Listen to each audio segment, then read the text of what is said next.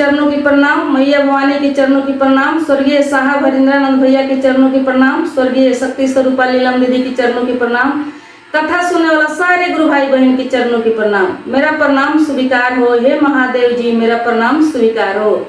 आई गुरु भाई बहन, इस सावन के पावन महीने में बहुत सुंदर एगो कथा सुना जाओ कि महादेव जी भक्त के कौना गुण पर, कौना स्वभाव पर हंसते हंसते लोटपोट हो गई रही। बड़ा सुंदर कहानी बा, मन के मोह ले वाला कहानी बा, दिल के छू ले वाला कहानी बा। एक कहानी के पूरा सुनी, काहे कि कोनो भी कथा कहानी जब पूरा सुन लेला तो अंत में ओकर रीजन आवेला, तब जाके सुनला के कुछ लाभ होला। ताई इस सावन के पावन महीना में एक कथा के जरूर सुनी। आई कथा के शुरू करिया। देखी गुरु भाई बहन, एगो गांव में एगो शिव मंदिर है। उस शिव मंदिर में एगो साधु बाबा पुजारी रही और मंदिर में शिव जी के पूरा परिवार सहित मूर्ति के स्थापित कई रहे, जैसे माता पार्वती, गणेश भगवान, कार्तिक भगवान, महादेव जी से जुड़ल सब परिवार के वहाँ मूर्ति रहे। और वही मंदिर के एगो साधु बाबा पुजारी रही। बड़ा सुंदर श्रद्धा से या दिल से वो मंदिर के सर सफाई करी, पूजा पाठ करी, भगवान के स्नान कराई, भगवान के भोग लगाई। गांव के भक्त लोग जौन रहे साधु बाबा के सीधा के व्यवस्था करे, वही सीधा से साधु बाबा अपन भोजन बनाई, संतुष्ट रही महादेव जी के पूजा से। अब देखिए एक दिन के बात हो कि साधु बाबा मंदिर से बाहर सफाई करत रहे, झाड़ू लगावत रहे। तब तक वहाँ एगो लड़का जाके पहुँचल। लड़का लमसम 10-15 बरस के होई, यही उम्र के लड़का रहे। उ लड़का जब गइल तो साधु बाबा से कहलक कि ये साधु बाबा, हमरा के रउआ अपना मठिया पर रख ली, हमरो के कोनो काम दे दी, काहे कि हम बहुत बेसहारा बानी, हमरा कोनो काम नहीं खे, हमरा बहुत दुख बा, बहुत तकलीफ बा। तो साधु बाबा कहने कि देखा ये बच्चा, हम तो साधु हैं, ये मठिया में कोनो खास ज्यादा काम नहीं खे, केवल भगवान के स्नान करावे के रहेला, भोग लगावे के रहेला, पूजा करे के रहेला। हमरा के तो यहाँ के भक्त लोग सीधा लिया के देवेला, हमरा भोजन के व्यवस्था यहाँ के भक्त लोग करेला। तो तोहरा के हम कैसे रखी, यहाँ तक कोनो खास काम नहीं थे, तोहरा के हम कहाँ से 2 रुपया देहेम, जब तू रहब तो तोहरा के कुछ न कुछ देवे के पड़ी। तो लड़का कहलक कि देखी बाबा, हमरा कुछ न चाही, बस 2 सांझ के हमरा खाना मिल जाई, उहे काफी बा। हमरा कोनो रुपया पैसा ना चाही, कोनो तलब तनख्वाह हमरा ना चाही, बस हम ये मंदिर के सब सफाई रोज साथे साथे करेम, जौन कुछ भी काम होई तो सब हम करेम, बस हमरा 2 सांझ के भोजन मिल जाई, सूखा रूखा जौन कुछ भी मिले उहे काफी बा। तो साधु बाबा कहनी कि ठीक बा, जब तू 2 सांझ के भोजन के तारा जरूरी बा, तो बाबा सोचने कि चलो जब हमरा भोजन मिल जाता तो वही भोजन में से इन्हों के व्यवस्था हो जाई, आई रह जाइए मंदिर में, तो साथे साथे हमरा कुछ सर सफाई करी है तो हमरो मन लागे। तो बाबा कहले कि तोहर नाम का हो? तो लड़का कहल कि हमर अबोधवा नाम हो। अबोधवा मतलब अबोध नाम हो। तो जैसन उ लड़का के नाम रहे अबोध, अबोधवा, वैसा ही उनकर स्वभाव रहे। अबोध के मतलब सीधा साधा, निर्छली, जैसे छोट लड़का के अबोध बालक कहल जाला। छोट लड़का के मन में कोनो छल कपट ना होला, कुछ ओकर समझदारी ना होला, एकदम निर्छली होला। ठीक वही तरह वो लड़का के नाम रहे अबोधवा आ काम रहे अबोधवा। एकदम बुढ़बो का नाड़ी लेकर रहे वो। अब बाबा उनका के राख लेनी अपना काम पर आ संगे संगे बाबा के वो सर सफाई करस, जौन कुछ भी काम बाबा बताई वो काम वो करस। अब एक दिन के बात है कि यह सावन के महीना चलत रहे, तो बाबा के कहीं से बुलावा आयल, एक हफ्ता खातिर बुलावा आयल कि बाबा एक हफ्ता घर में पूजा बा, चल के एक हफ्ता घर के पूजा करावे के बा। तो बाबा कहने कि ठीक बा। बाबा सोचने कि हम अब बुधवा के जिम्मा लगा देता ने, एक हफ्ता हम भक्त के यहाँ जाके पूजा कराएम, तब तक कि भगवान के पूजा पाठ करी, स्नान कराई, भोग लगाई, सब कुछ हम इनका के समझा देता ने, हम भक्त के घरे पूजा करावे एक हफ्ता चल जाता ने, दोनों काम हमने के हो जाई। अब साधु बाबा कहनी उनका से कि देखो बुधवा, हम एक हफ्ता खातिर जाता ने मंदिर से बाहर, अब एक हफ्ता के काम तोरा देखे के बा, समझाओ तनी, कहो तनी कि देख भगवान के वही जा पोखरी रहे वो छोट, कहनी कि भगवान के ले जाके तू स्नान करा दी है, स्नान करा के प्रसाद बना के भोग लगा दी है, भोजन बनई है, भोग लगई है, भगवान के भोजन करई है, ओकरा बाद तू भोजन करी है। हम तोरा खातिर एक हफ्ता के सीधा दाल चावल सबके व्यवस्था करके जाता नहीं, तब तक हम एक हफ्ता बीती तो हम चलें, तोरा कोनो दुख तकलीफ ना हुई। कह के समझा के कहलक बुधवा कि ठीक बा बाबा, रउआ जाए, कोनो चिंता मत ली, हम भगवान के पूजा बढ़िया से करें, कोनो टेंशन नहीं खेले के। अब साधु बाबा वहाँ से चल गई एक हफ्ता खातिर। जब चल गई नी तो यह बुधवा का कैलक कि सब भगवान लोग के एगो डलिया में उठा के और पोखरी में ले गई स्नान करावे।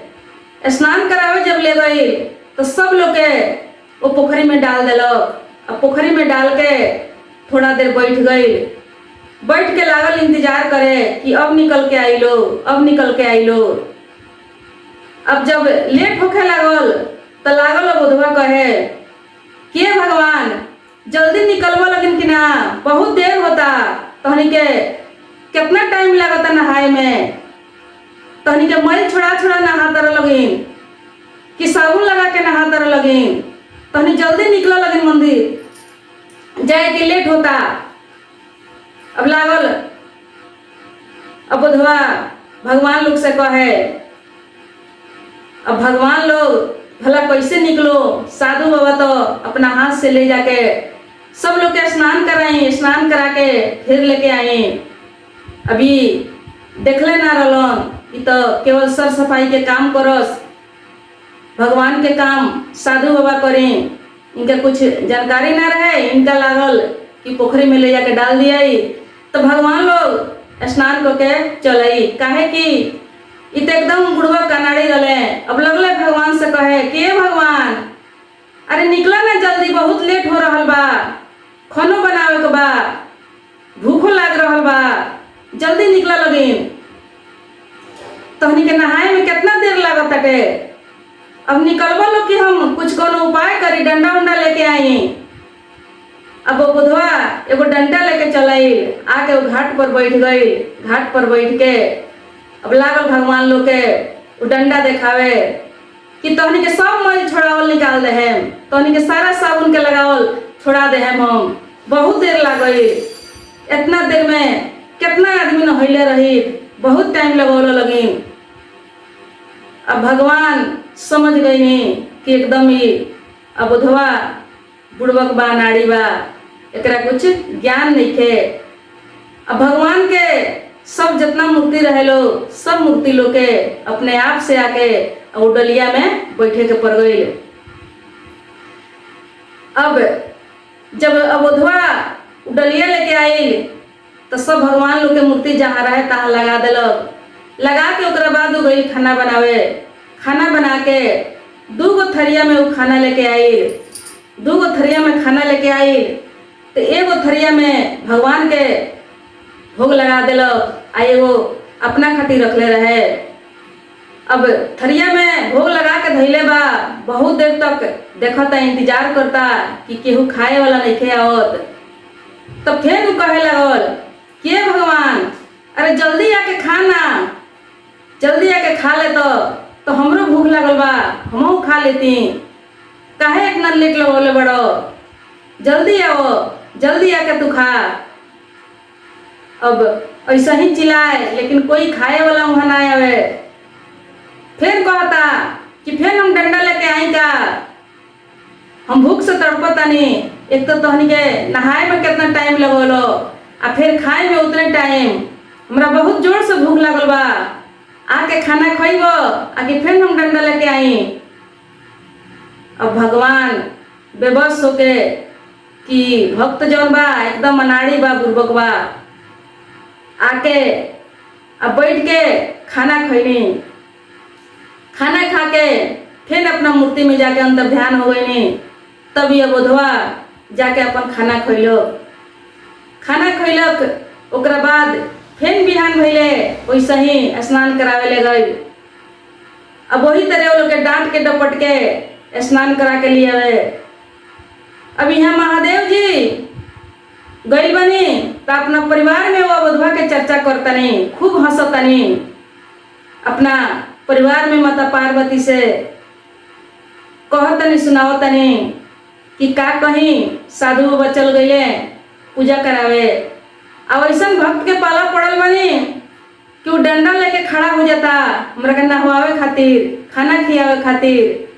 अब हमरा मजबूरन नहा के अपने से निकले के पड़ता, खाना जाके अपने से खाए के पड़ता।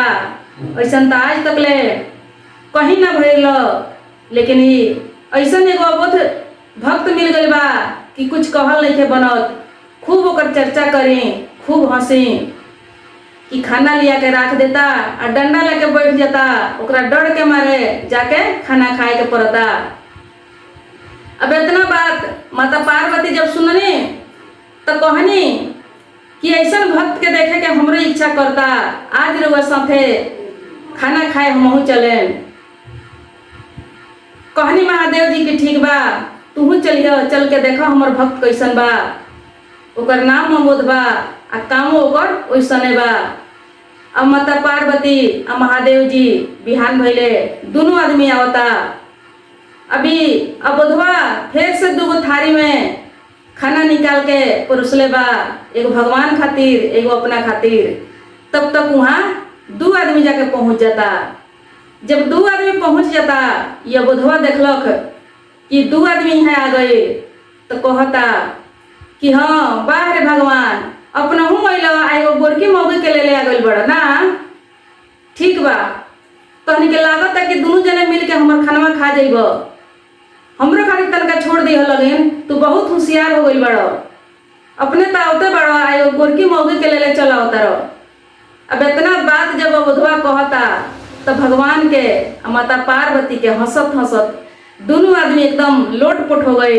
दौड़ दौड़ के कहे कि अपना हूँ तो अबे कैल, आई गोरकी मौगी के कहा ले अल हो।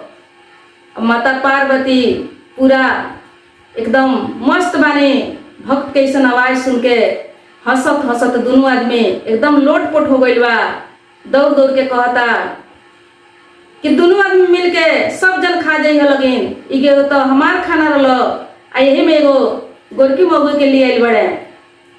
अब दोनों आदमी मिल के हमरो हिस्सा खा गली लगिन, हमरा बड़ा जोर से भूख लागल बा। अब दोनों आदमी हंसे लो, तब कहता कि ये लोग के हंसी छूटल बा आ हमारे यहाँ भूखे जान जाता, जल्दी जल्दी खाए के बाद खा लो, हमरा खातिर तंगा छोड़ दी हलो। अब भगवान माता पार्वती बहुत हंसत लो, हंस के खाना खा के वहाँ से फिर अंतर ध्यान हो गई लो। जौन बचा रहे ओमे सब बोधवा खैलक। अब फिर ओकरा बिहान भइले, अभी दोनों आदमी मिल के ये बोधवा के चर्चा करत लो, अपना में एकदम मगन बालो, हंसत लो। तब तक गणेश भगवान सुन लेनी, कहनी कि हे पिताजी, हे माता, ई केकर चर्चा होता, बहुत देर से चर्चा होता। आई चर्चा में रोआ लोग एकदम मगन बने, खुश बने। देखी गुरु भाई बहन, हमने के भगवान के चर्चा करी सन, हमने के भगवान के याद करी सन, लेकिन भगवान लोग भी अपना भक्त के स्वभाव पर, अपना भक्त के गुण पर भगवान लोग भी चर्चा करेला, भक्त के नाम लेवेला, याद करेला। तो ये दोनों आदमी जब चर्चा कर रहा है तो गणेश भगवान सुन के कहतनी कि केकर चर्चा होता। अपने लोग देखतन कि बहुत देर से बड़ा खुश बने, बड़ा मगन बने। तो माता पार्वती कह के सुनौनी वो बुधवा के कहानी। जब कह के सुनौनी तो गणेश भगवान कहतनी कि बिहान हमहू चले। हमरो बड़ा श्रद्धा होता कि तनी हमहू उनका के देखतीन कि कैसे रोवा लोग के डांट डांट के खियावत रहे। तो माता पार्वती कहनी कि ठीक बा, तू चली हो बिहान चल के देखियो, तोहरो कुछ डांट मिल जाए। कहनी गणेश भगवान की ठीक बा, डांट मिली तो मिली, लेकिन हमहू बिहान चले उनका के देखे खातिर। अब ओकरा बिहान भइले अब 3 गो थरिया में खाना निकलले। कहले कि अब तो भगवान एगो मौगी के बोलौले हैं, आ एगो अपने खोई हैं, आ एगो हमार खाना हो। अभी 3 गो थरिया में खाना परोसले बड़े, तब तक वहाँ 3 आदमी आके पहुँचता। जब 3 आदमी आके पहुँचता तब देखता बुधवा तो कहता कि हे भगवान, तू देखता नहीं कि दिन पर दिन तोहर चाल बिगड़ जाता, तू बहुत होशियार हो जाता रह।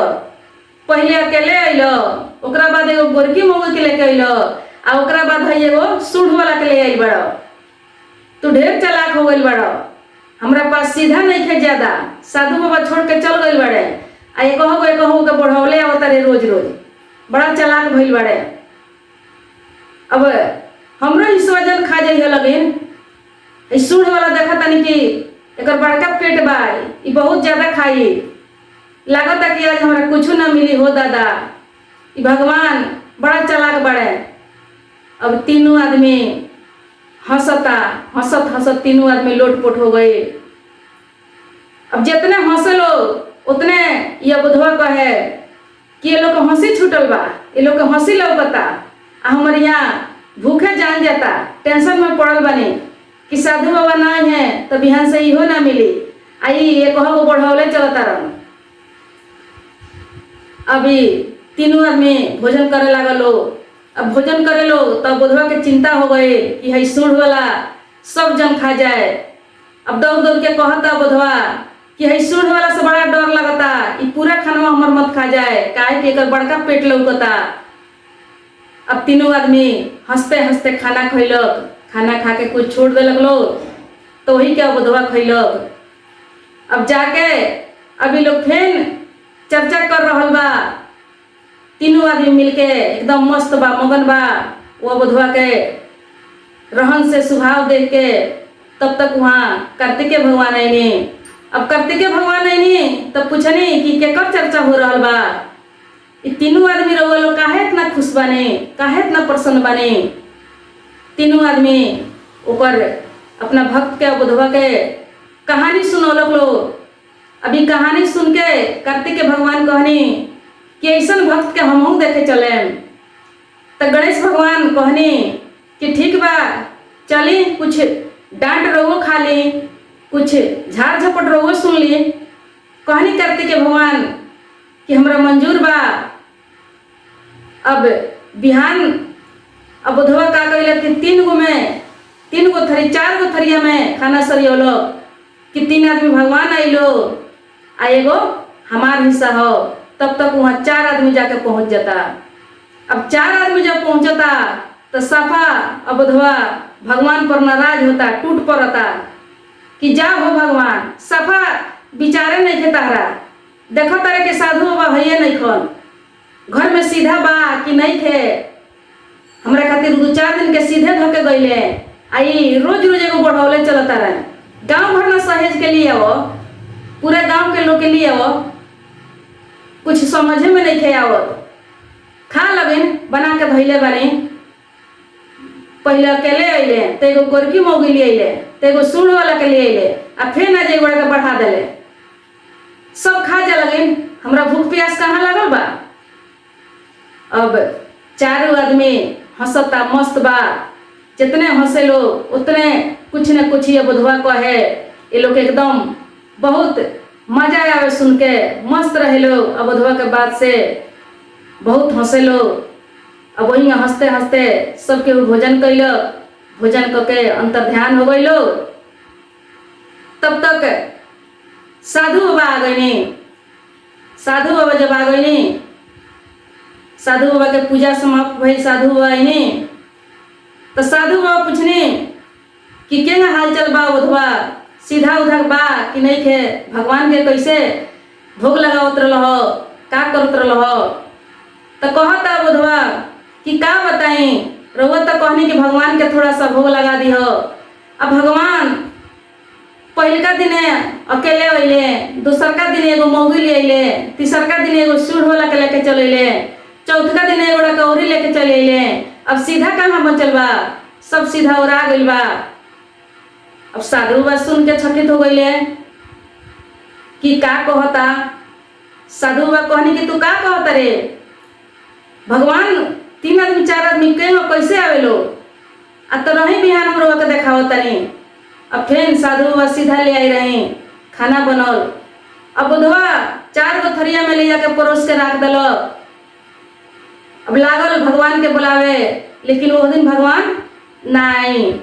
जब भगवान ना आई तो साधु बाबा खिसिया गई अब बुधवा पर, ते पागल हो गई बड़ी। भगवान कहीं आके खाना खोई है, भगवान लोग आके खाना ना खाला, भगवान लोग के आगे ले जाके भोग लगा दियाला, केवल श्रद्धा से विश्वास से भगवान लोग आवेला ना। अभी लागल कहे कि ना बाबा रोज रोज आवत रखलो, आज पता ना काहे नहीं खे लोग आवत। अच्छा रही हमें लोग उपाय करत नहीं। अब फिर से डंडा ले आके बैठ गई, कहते ए भगवान जल्दी आओ लगे, सब 3-4 आदमी आओ लगे, ना तो आज बड़ा व्यवस्था हुई। साधु बाबा विश्वास नहीं खन करत, मानत नहीं खन, तहनी के आवे के पड़ी, काहे आज लेट कैले बड़ा लगे, तहनी के जल्दी आओ लगे। अब बुधवा के श्रद्धा विश्वास पर भगवान के प्रकट होके के पड़ल। भगवान आके भोजन कैने। जब साधु बाबा देखले तो साधु बाबा मुरझा के गिर गए, उनकर होश हवस खत्म हो गई, एकदम मूर्छित हो गए। तब तक भगवान भोजन करके अंतर ध्यान हो गई। अंतर ध्यान जब हो गई तब इनका साधु बाबा के होश आयल। जब होश आयल तब बुधवा के चरण में जाके गिर गई। साधु बाबा कहतनी कि आज तक ये मंदिर में शुरू से आज तक हम पूजा कैनी, लेकिन ऐसा चमत्कार कबो ना देखने जौन तू आज 2 दिन 4 दिन में रह के भगवान के ऐसा प्रिय भक्त हो गई बड़ो। वही से कहा जाला कि भक्ति अबोध बालक के जैसन करे के चाहिए, मन में छल कपट ना। जब आदमी होशियार हो जाए, हर चीज के अपना आप के होशियार माने लगे, तो ओकरा से भगवान के दर्शन ना होई। तो देखिए गुरु भाई बहन, भगवान लोग भक्त के दर्शन देवेला, लेकिन वैसन मन होके के पड़ल, वैसन आत्मा होके के पड़ल, तब जाके भगवान के आत्मा के परमात्मा के जुड़ाव होखेला। अब बुधवा अबोध बालक के जैसन ओकर मन रहे, तो ठीक वही तरह यदि भक्ति में मन पवित्र हो जाए, निर्मल हो जाए, तो भगवान के दर्शन अवश्य बा। भगवान हमनी के पास बानी, हमनी के आत्मा में बानी, तो भगवान हमनी के दर्शन हमनी के हो सकता। भगवान कहीं दूर नहीं थे, बस हमनी के पावे के ढंग नहीं थे। यदि पावे के ढंग हो जाए तो हमनी के भगवान के दर्शन 2 मिनट में हो जाए, देर नहीं थे लगे वाला। ताई अपना ये मन के निर्मल बनाई, अबोध बनाई, पवित्र बनाई, ताकि महादेव जी के दर्शन हो जाए। आई पवित्र बनावे खातिर, निर्मल बनावे खातिर शिव चर्चा के सहारा लें, शिव के गुरु बनाए। शिव के जब गुरु बनाए तो शिव गुरु के द्वारा कथा कहानी सुन के ये भक्ति की ओर मन चली, और जब मन बढ़ी भक्ति की ओर तो समझी कि मन निर्मल और पवित्र हो जाए। वही के माध्यम से गुरु जी के दर्शन जरूर मिले। तब तक प्रणाम, नमस्कार, हर हर महादेव।